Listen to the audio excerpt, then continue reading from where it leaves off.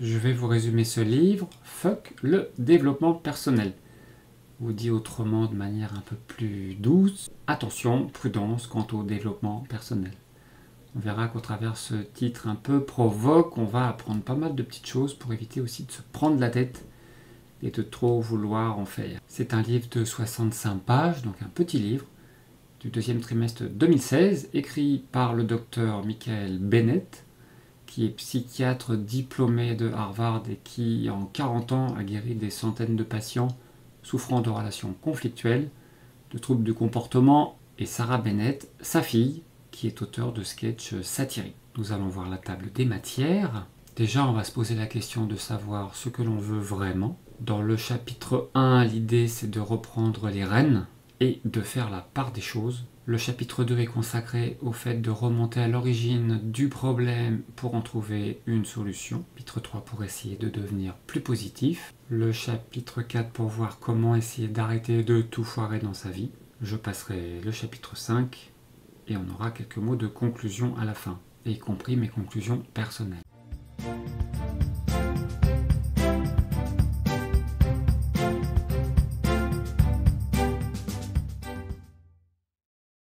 En préambule, on va se poser la question de ce que l'on veut vraiment. Est-ce qu'on est à la recherche d'une recette miracle? Auquel cas, on risque un peu de se fourvoyer. Et ce que nous dit le docteur Bennett, c'est qu'il a pu observer la différence entre ce que quelqu'un attend d'une thérapie et ce qu'il en retire. Et en final, il nous dit qu'il est convaincu qu'en réalité, beaucoup se voilent la face. En fait, la plupart du temps, on ne voit pas que bien des choses dans notre vie, chez les autres ou dans notre propre personnalité, ne peuvent pas être changées. En fait, il dit qu'il ne garantit pas le bonheur, et même plutôt le contraire. On va détailler ça. Il va livrer des méthodes pour affronter avec force et fierté les inévitables épreuves de la vie. Bien sûr, il n'est pas question de dénigrer le bonheur, il s'agit de ne pas se sentir responsable de ce qui ne dépend pas de nous. Avec par exemple, comme vu dans ce tableau, la différence entre une mauvaise résolution et une bonne résolution. Se dire que l'on veut être au top, que l'on va s'aimer et ne plus jamais boire par exemple, s'avère être en final une mauvaise résolution car quasiment intenable. Alors qu'en final, il serait plus raisonnable de se dire que l'on va apprendre à s'accepter tel que l'on est et que l'on ne sera pas toujours à 200%. Que pour s'aimer, il suffira souvent d'aimer l'effort que l'on fait et s'accepter tel que l'on est. Et sur ce troisième point, toujours faire de son mieux pour résister à un délicieux alcool. Passons à l'introduction dans laquelle il nous dit qu'il est tout à fait louable de vouloir améliorer sa vie. Par contre, si l'on veut réellement avancer, il sera essentiel que l'on ait conscience de nos limites et de nos priorités, juste pour éviter que nos efforts risquent de tourner à l'auto-sabotage. Nous aurons tous nos limites personnelles. Et l'idée est de pouvoir déterminer le niveau de compromis que l'on devra accepter par rapport à notre situation du moment. Chapitre 1, reprendre les rênes de son existence quand tout part en vrille. Étant donné que nous maîtrisons finalement bien peu de choses, il serait étonnant que nous n'ayons pas fréquemment l'impression que notre vie part en vrille. Et quoi qu'il en soit, dans les moments où la vie paraît nous échapper, les objectifs qu'on se fixe sont rarement réalistes. Et le risque est d'augmenter généralement notre sensation d'impuissance au lieu de nous aider à avancer. Donc on est invité à se poser la question de savoir qu'est-ce qui cloche dans notre vie en ce moment. Qu'est-ce que l'on aimerait pouvoir mieux maîtriser. Donc on peut déjà noter les différentes choses que l'on aimerait mieux maîtriser en ce moment. La problématique est souvent la suivante. On peut se trouver confronté à une série de malheurs qui peuvent, si on se sent à tort responsable de ce qui nous arrive, saper notre confiance dans nos valeurs et dans le sens de la vie. Ou encore, on peut être aspiré, contaminé par le malheur d'un proche qui n'arrive pas à s'en sortir. Ou encore, d'autres ont l'impression en permanence d'être au bord d'un précipice et ne se rendent pas compte du savoir-faire qu'ils déploient justement pour ne pas y tomber. En tout cas, ce n'est pas parce qu'on perd temporairement le contrôle de notre existence qu'il faut croire qu'on aurait dû être en mesure d'éviter cette situation. Donc au lieu de chercher des preuves de nos erreurs ou de notre faiblesse, on pourra porter plutôt un jugement réaliste sur nous-mêmes en nous demandant objectivement ce que quelqu'un de bien peut réellement faire quand rien ne va plus. Ou dit autrement, même si notre situation est due à une erreur idiote, arrêtons de nous croire coupables de conséquences qu'il n'était pas en notre pouvoir d'empêcher, qu'elles concernent notre travail, nos enfants ou notre santé mentale. On est invité juste à en tirer des leçons. On va donc pouvoir faire la part des choses. On va faire la part des choses entre nos émotions et une évaluation réaliste de notre attitude. Et on pourra de nouveau se respecter nous-mêmes et nous concentrer sur les problèmes que l'on peut pouvoir reprendre en main. Et après coup, on pourra constater que les périodes de notre vie où nous aurons surmonté des catastrophes finiront par nous être plus chères que celles où tout aura marché comme sur des roulettes. On va retrouver dans chaque chapitre cette forme de diagnostic express, séparée de la manière suivante entre ce que on voudrait être, et en général on met la barre assez haut et c'est assez classique, de la reconnaissance, de l'amour, du bonheur, être garanti qu'on est sur la bonne voie, etc. Deuxième approche, ce que l'on peut réellement faire, comme par exemple définir des critères raisonnables pour ce que l'on sera réellement en mesure d'accomplir, en tenant compte de notre statut de simple mortel et en fonction de nos capacités au moment de. Et bien sûr, et c'est important, tout simplement de pouvoir être fier de nous quand on respectera ces critères que l'on aura définis. Et on sera invité à ne pas laisser la souffrance altérer ni nos valeurs, ni la voie que l'on a choisie. Et donc, comment y parvenir? Eh bien, on sera attentif aux signes qui ont précédé nos crises passées et qui pourraient indiquer l'imminence d'une nouvelle crise, par exemple. Il sera utile d'être aussi raisonnable, de savoir ce que l'on peut attendre de nous pour agir différemment. Puis aussi cette idée de retour sur les efforts que l'on aura pu faire. On peut aussi se faire aider par un ami ou un thérapeute pour avoir une autre vision sur ce que l'on pense avoir parcouru. Et dans chaque chapitre, on va retrouver un conseil de dire ou d'écrire. Je trouve très utile de pouvoir écrire quelque chose effectivement pour se débarrasser d'une idée ou pour pouvoir progresser.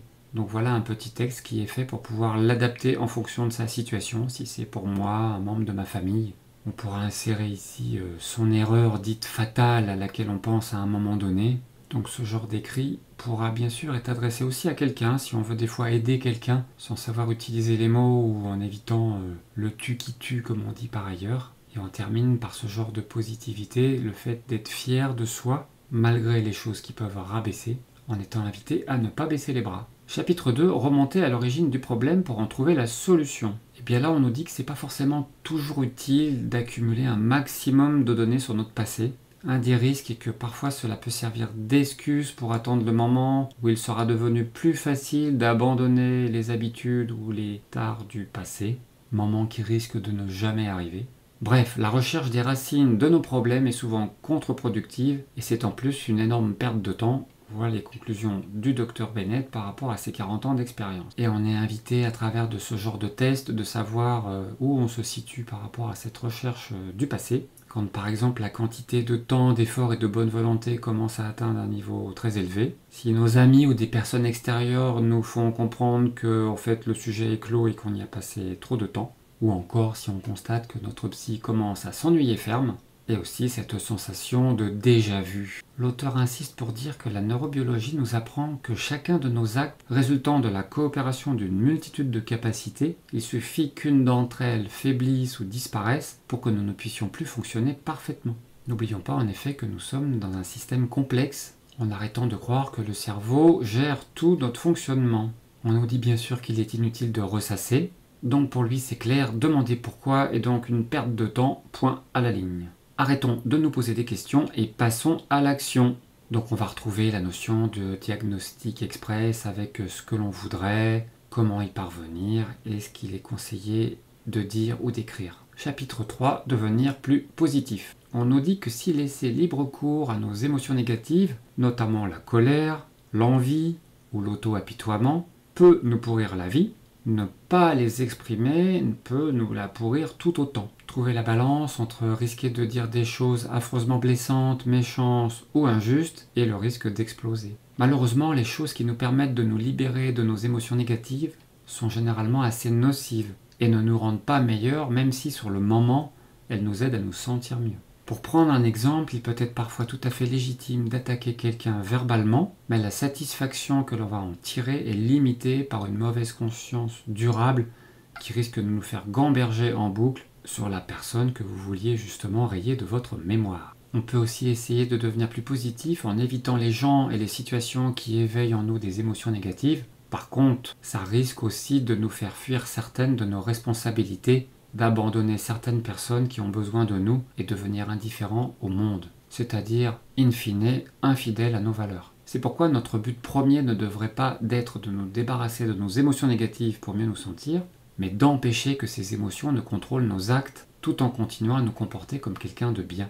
on va être invité à apprendre à faire avec. Dans les conseils, on peut par exemple demander à des personnes de confiance de nous dire ce qu'elles pensent de la façon dont nous nous comportons pour vérifier si ce que l'on dit ou que l'on fait ne risque pas de blesser autrui ni de nous empêcher de suivre nos objectifs positifs. Si l'on est très critique envers nos émotions négatives, on aura sans doute tendance à s'entourer de gens qui vont nous traiter aussi durement que nous-mêmes, ce qui risque de déboucher sur un cercle vicieux faisant ressortir nos pires traits. Alors ce que l'on peut faire réellement, c'est déjà ne pas laisser nos émotions négatives menacer nos valeurs. Aussi agir correctement quelles que soient les tempêtes émotionnelles qui agitent notre âme. Sans oublier supporter de vivre en ayant des émotions négatives, au lieu de nous juger parce que l'on a assez d'agresser le premier venu pour leur échapper.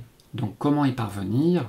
Eh bien déjà regarder en face le Dr Jekyll qui existe en nous. Cela nous aidera à éviter qu'il ne s'extériorise. On pourra aussi tirer des enseignements de chaque occasion où il s'exprime. Et enfin, éviter les éléments déclencheurs autant que l'on pourra, même si cela implique de rentrer chez nous par les petites routes pour éviter les bouchons à l'heure de pointe. Dit autrement, on pourra être parfois dans des techniques d'évitement. Mais c'est vrai, chassons le naturel et il revient au galop, voire en pire. Les émotions négatives sont comme la mafia ou Facebook, plus vous essayez de leur échapper, plus elles resserrent leur emprise sur vous. Un des conseils sera d'éviter les gens vertueux à l'extrême, ceux qui n'élèvent jamais la voix, ceux dont le sourire surdimensionné vous donne la chair de poule, ceux qui enfin usent du même ton exagérément joyeux et doucereux pour parler aux adultes comme aux enfants. Chapitre 4. Arrêtez de tout foirer dans sa vie. Beaucoup de gens sont concernés par la procrastination, les comportements d'évitement récurrents et le manque d'organisation qui leur font non seulement perdre du temps mais les exposent en outre à la honte, aux critiques. Il insiste sur un point qui est fondamental. Les connexions neuronales que l'on considère aujourd'hui comme défaillantes ont incontestablement eu une utilité en termes de survie de l'espèce. Dans la petite partie test, il nous dit que l'on peut être sûr que l'on n'est pas responsable de la façon dont notre cerveau fonctionne si nos poches sont pleines de listes de choses à faire, dont plusieurs comptent un point intitulé « Organiser la liste des choses à faire ». On est le roi ou la reine des excuses et des justifications. Ça, c'est un point assez facile à détecter. Remarquez quand vous trouvez des excuses ou une justification pour quelque chose que vous n'avez pas fait ou que l'on vous reproche. Et enfin, si la seule façon de nous faire arriver à l'heure à une réunion est de nous dire qu'elle commence une heure plus tôt que prévu. Et ce qui va être bien, c'est que dès que l'on aura admis nos faiblesses, on pourra éviter de perdre du temps à essayer d'avoir l'air normal, de plaire aux autorités ou de faire aussi bien, voire mieux que nos collègues de bureau. Et l'on sera amené à se demander sérieusement quels critères on tient à respecter.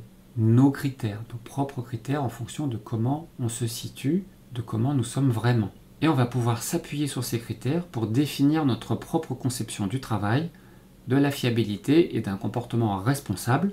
Et on fera ce que l'on pourra pour les respecter au quotidien, à notre manière et à notre niveau. En n'oubliant pas que foirer, ce n'est pas avoir de mauvais résultats, mais de ne pas faire de son mieux avec ce que l'on a. Conclusion de l'auteur, chercher à s'améliorer c'est bien, mais prudence. La volonté de s'améliorer est un phénomène universel, mais elle peut finir par nous nuire si on ne prend pas en compte ce qui ne peut pas ou ne pourra jamais être changé en dépit de notre bonne volonté. Si on apprend à limiter notre responsabilité et nos attentes à ce qui est vraiment sous notre contrôle, alors nos efforts porteront leurs fruits et on aura de réelles chances d'atteindre nos objectifs. Faisons appel à notre expérience et à notre bon sens pour définir les limites de ce que l'on peut changer, même si cet exercice nous déprime dans un premier temps. Et quand on aura fixé les tâches que l'on pourra accomplir, on pourra être sûr qu'elles seront à notre portée. Et si notre priorité n'est pas de se sentir bien, mais de faire ce qui est bien, il n'y a aucune raison pour que l'on n'obtienne pas de bons résultats. J'en arrive à mes conclusions personnelles. Petit livre court mais intéressant qui remet en perspective des belles idées. Il est important de garder en tête nos limites, d'admettre nos faiblesses, de se rappeler que l'on fait toujours pour le mieux la plupart du temps. Et pour nous aider, rien ne vaut l'écriture, qui sera la mémoire entre autres de nos efforts accomplis. Et comme nous sommes tous différents, il n'est pas très utile, voire contre-productif de se comparer aux autres. Une fois cette prise de conscience, on pourra effectivement définir des critères de progression raisonnables et surtout en être fier quand on les respecte. Et aussi accepter qu'il y aura des jours sans. Prenons conscience que chacun de nos actes résulte dans la coopération d'une multitude de capacités. Et chaque capacité peut faiblir ponctuellement.